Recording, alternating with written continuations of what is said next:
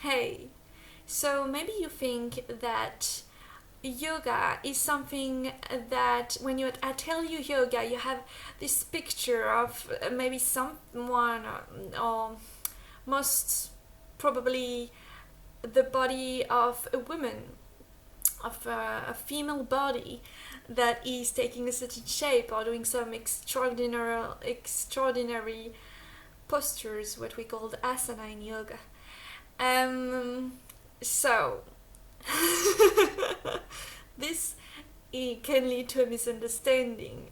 Um, know that yoga doesn't take form, doesn't take shape. Yoga cannot be seen. It is not something that can be seen.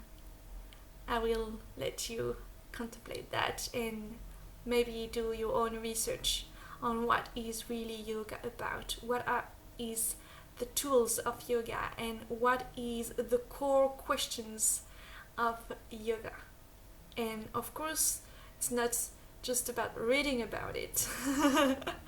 It's about being enough interested to make it your own experience, to make it to test, right? To verify. What do you have to lose? Okay.